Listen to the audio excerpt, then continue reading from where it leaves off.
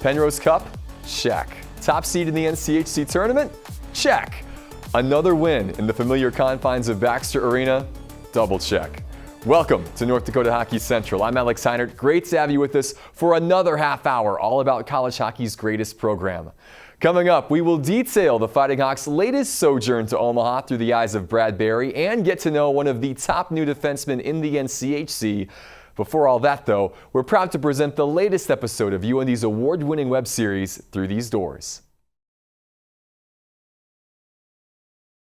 Through These Doors is presented by Gate City Bank.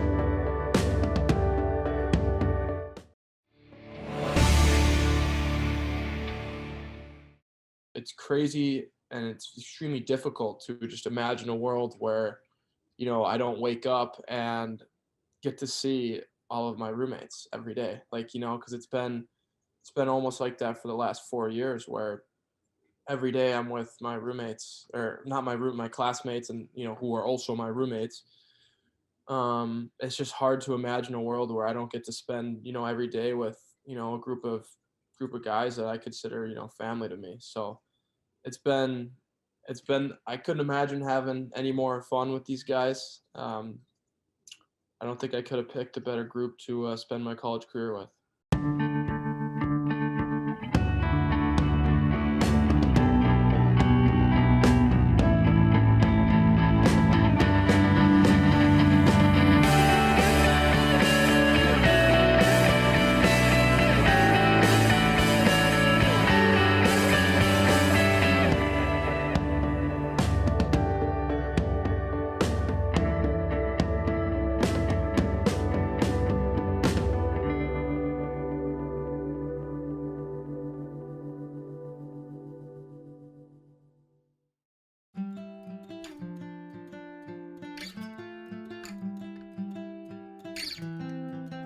For this year's group of seniors, traversing the highs and lows has been the name of the game. Last 4 years was just incredible. With these my classmates, with these group of guys, in a sense, we kind of, I don't want to say grew up together, but going to college and spending four years together. It's you mature a lot and you see a lot of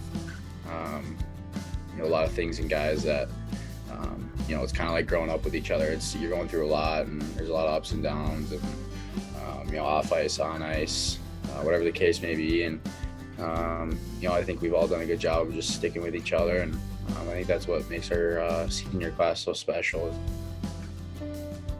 We come into the program in our first year, we missed the tournament. And then second year, we obviously didn't get in the tournament either. And then, last year we finally did, and the season got canceled. So it's kind of been a roller coaster 4 years, but to get to where we are now in our senior year and back-to-back Penroses is pretty special. On my visit, I kind of met some of the guys that were on the team, and they were really good guys. They kind of told me their stories and how they ended up here. So I think the culture was a huge thing. The coaches were very down to earth and honest about the recruiting process. And when it just came down to it, I just liked the whole culture and how everyone's team first mentality. As I came down for a game with my dad when I was about 15, they were playing Minnesota Duluth, and we had some seats kind of right by the glass, and the atmosphere and just walking into the Ralph is something that a lot of guys, that's obviously the first thing they see, but then kind of just going through the locker room after the game and seeing all the history and the tradition. And I knew Brendan O'Donnell, who used to play here, was kind of somebody I looked up to, and just seeing what he was doing and the coaching staff and everything like that was that was kind of the thing for me that stood out right away. Is there wasn't really anywhere else I wanted to go. I just wanted to come here. The fact that each member of the class remains at UND makes the experience that much sweeter. I think it just goes to show the character that we have in our class. You know, a lot of guys had options to leave last year, and just with the way this season ended, they decided to return, and you know what, that's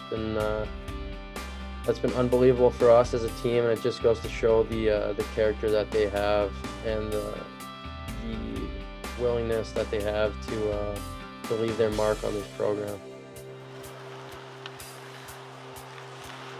I think it's great. I mean, it shows the dedication our class has. I mean, our season got cut short last year, so we couldn't make a run at the NCAA tournament. So I think this summer we kind of took it personally, and we haven't been there in our first 3 years. So we want to get at least one shot at it. We never really thought would happen because, I mean, it's not very common for a full class to stay 4 years together. So it's not that we didn't ever expect it to happen, but we knew it wasn't something that was, I guess you could say, realistic. And then I guess just the way that last year ended, we all kind of had the same feeling that there was something we had to do about it this year. And, you know, it kind of felt like it started with us, and we wanted to portray that down to the younger guys coming in, and even just the younger guys on the team, that, you know, it's a special place here. And if you get the chance to spend as much time here as you can, take full advantage of it. Especially given the uncertainties of this past year, support through it all means everything.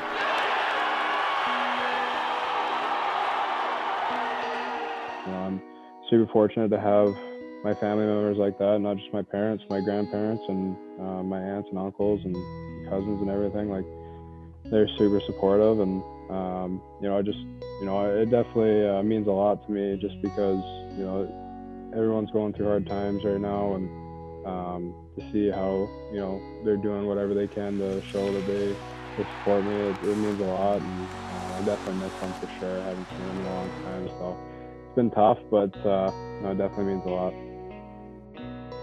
I wouldn't be here without them. I don't know whether it was my parents driving me to the rink when I was 4 years old, or just even here at UND, them coming down on weekends. And obviously with this year, they're not able to come down, but just, you know, having FaceTime calls with them, texting back and forth, and them just watching from home, you know, it means a lot to me, and I can't thank them enough for everything that they've done for me. You know, obviously my class lives together, but just seeing the other guys, seeing the other classes as well, you know, the sophomores, freshmen, whatever it is, like, they're all unbelievable guys. You know, you can hang out with anyone.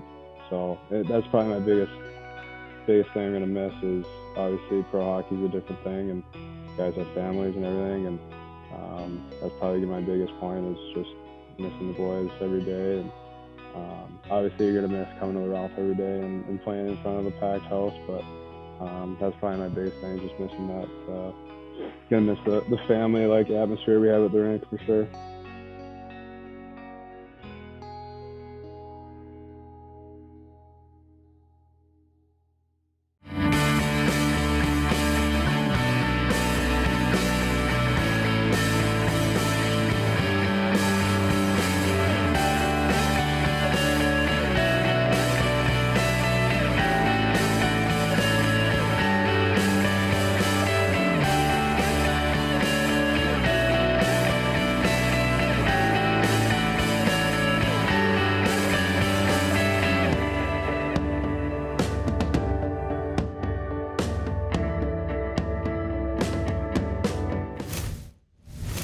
Well done.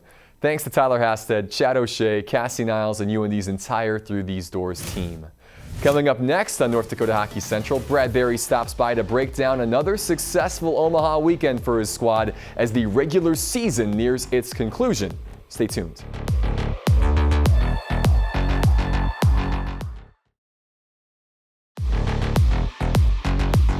Welcome back to North Dakota Hockey Central. Time now to check in with UND head coach Brad Berry, who comes to us from inside Ralph Engelstad Arena. Brad, thanks for joining us. Yeah, thank you, Alex. A week after clinching your second straight Penrose Cup, you hit the road for the final time this regular season to play Omaha once again. Notably, you didn't bring 3 of your top 6 forwards on the trip. Talk about the decision to give Jordan Kawaguchi, Shane Pinso, and Grant Mismash this past weekend off. Well, I think it's that time of year where, you got to try to manage your team the right way. And, I think it's a situation where if it was a playoff weekend, they'd play for sure. But it's trying to manage your group, give guys some reps that normally don't get reps in games, and also manage the energy level of your group on giving some guys that play a lot of minutes or hard minutes some time off. And, I think it's mostly on a management basis, not on an injury basis. So it's great to see that, we got the win out of it and still got some players in the lineup and got some guys rested. Yeah, despite missing those 3 stars and a suspended Gabe Bast, your team still looked like the North Dakota we've gotten used to seeing. That's a credit to the rest of that group for really stepping up. Yeah, for sure. I think, having some guys come into the lineup with some energy and some exuberance and enthusiasm was a big deal. It kind of pushed our team a little bit. We got off to a really good start in the game and got the first goal of the game. And I thought, we never looked back. A situation where, our power play and our penalty kill was extremely at the top of its level that game, and we needed it. And it's great to see that our special teams were a big part of it. As you mentioned, special teams were once again the difference on Friday as you went 3 for 4 on the power play and 5 for 5 on the penalty kill. What stood out to you about those units this weekend? Well, I think, we have 2 very good power play units, by the way. We have a situation with Shane Pinto and Jordan Kawaguchi, which they weren't there this past weekend for the single game. They manned the first unit, and then the other unit, I think Jasper Weatherby and Sanderson and JBD do a really good job of moving pucks around, and that unit really had some good looks, and they took advantage of it and scored some key goals at key times. So power play was clicking, and also on the PK side of it, they've had some skilled players that can do some damage if you give them time and space, and I thought our killers did a good job along with Adam Scheel of making the first save and not giving them too many looks in zone. You're now 6 for 9 on the power play in the last 2 games against one of the best penalty kills in the country. What adjustments have you made over this extended series against the Mavs to have that kind of success on the man advantage? Probably nothing too earth-shattering or groundbreaking. It's just probably playing a little bit more simple, playing fast and playing simple with kind of a tenacity on our power play with a shot retrieve mentality. And sometimes when you look for the perfect passes and you try to string a ton of passes together, you really don't get anything accomplished. And just trying to simplify maybe 2 or 3 passes, moving it with good tempo and pace, and then finally trying to get some shots with some good net front. And that's just applying the power play a little bit. UNO tied the game late on Friday, but you found a way to get the win thanks to another goal from Jasper Weatherby, his 8th in the last 7 games. He's unstoppable right now. Yeah, he's feeling it. There's a few guys that have elevated their game, which is nice to see at this time of the year. But he's a guy that's taken charge and knowing that this is his time, and along with some other upperclassmen as far as their time to try to lead our team. And again, we want him to continue. That's his bar right now. He set the bar for himself as far as how he can play consistently every game, and I think that word consistent is a big deal as far as making sure that he gets to that bar each and every night, and he's done a good job so far. The 4-2 win capped off a perfect month of February for you and signaled the end of your time in Omaha this season. I was a little surprised to hear some of the guys say they were going to miss playing in Baxter Arena moving forward. What are your thoughts on that? I'm not going to miss it at all. I'm going to be truthful with you. It's a great city. It's a great building. We were there a long time, probably a little bit longer than obviously a normal year would have us there, being in the pod in the first half. But, it allowed us a chance to get our season going, and we're thankful for that. And, our guys did a really good job. I think we were 7-2-1 in the pod, and then obviously going back and win some games there in the second half is a big deal. And now that we're at home, we're closing off our regular season here this weekend, and then we move on to playoffs, which is in our building again. So we're really looking forward to that and just taking each and every weekend as it comes. You now have just one regular season game remaining, a home tilt against the Mavericks on Friday. Even though the regular season title is locked up now for you, this game still feels important in the context of your season, especially for your 8 seniors, Brad. Yeah, it's senior night, right? Even though that we are having the postseason in our building here, it is regular season, the last game. It's senior night. It's a way of culminating some guys being here 4 years, and it's a pretty emotional weekend.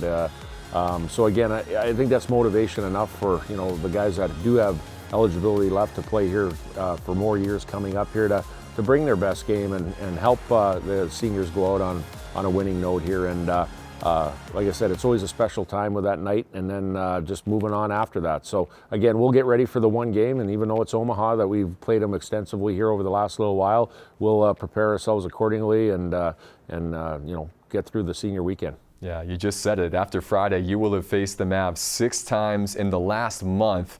How ready are you and the guys to move on and just play somebody else for once? Yeah, for sure. I think it's one of those things where we don't want to look ahead of this weekend. The main thing is we want to play consistently good hockey with all the habits and details that we've implemented all year here, and the guys have done a good job of playing that at the highest level. And again, we want to make sure that we want to take advantage of anything we can here at the Ralph as far as some playing at home ice and us doing well over the last couple of years here and making sure that we play up to those standards. So again, like I said, it's taking that one game at a time mentality, and then we'll move on after. Yeah, certainly. We'll get to Miami in the NCHC tournament next week. Until then, best of luck finishing the regular season strong, Brad, and thanks as always for your time. Yeah, thanks a lot, Alex, for all you do and Midco for our hockey program here. We're greatly appreciated, and we'll see you this weekend. Yeah, I can't wait for it. Hey, when North Dakota Hockey Central returns, we will get to know another standout freshman defenseman on this year's UND roster. Tyler Kleven is in our Meet the Freshman Spotlight after this.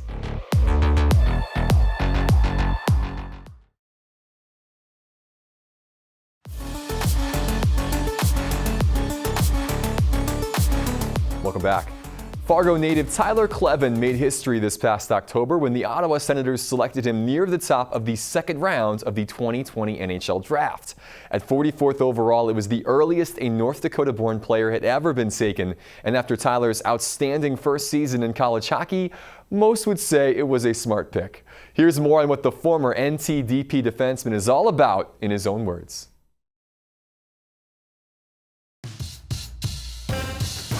I'm Tyler Kleven. I'm a defenseman from Fargo, North Dakota, and I play for the University of North Dakota. Yeah, my dad got me started into hockey. He played at the University of Northern Michigan, and he put me on skates for the first time at the local outdoor rink, and after that I just took off and started loving the game more and more, and I couldn't stop watching hockey, and and it's brought me to where I am today. I think that the hockey culture has grown so much over the years. I know that with the Fargo Force being there, all the kids going there and watching the games, it's been a huge part of their careers. And personally, me, I loved watching the Force growing up, and the Force Academy that they have there too. A lot of little kids go in there and they develop their skills and just make them a better hockey player over time. Yeah, personally, I really wanted to go there and develop my hockey game, and staying driven was a huge part of that. And every day I would show up to the rink and work hard. It sounds cliche, but that's what I think I did. And over time, time just flew by, and it really helped me out a lot. Yeah, it was a bit different being away from home, but I had a great billet family, Janet and Mark Aberzizi. They took me underneath their wings, and I had two great billet brothers too that kind of brought me into the family, and just doing everything as a team together there. Being 17 years old, 16 years old, it was a little bit different moving away from home, but I stayed in touch with my family all the time, and that really helped too. I really like the Chicago Blackhawks. I really like Jonathan Toews and Patrick Kane and Duncan Keith growing up, and all I really liked growing up was hockey. I didn't really watch football or baseball or anything like that, so it's kind of like the only team that I followed. Favorite food? I really like a good steak. My dad's a pretty good cook, and I think that his steak is pretty good. Filet mignon. It's a little bit spendier, but I don't have it too often, so when I do, it's definitely worth it. I'm Tyler Kleven. I'm a defenseman from Fargo, North Dakota, and I play for the University of North Dakota. Gotta love a good steak. Kleven currently leads all NCHC freshman defensemen with 5 goals on the season, and they'll be looking for more this weekend. We will set the scene for all the matchups in the league and what they mean for the playoff picture after the break.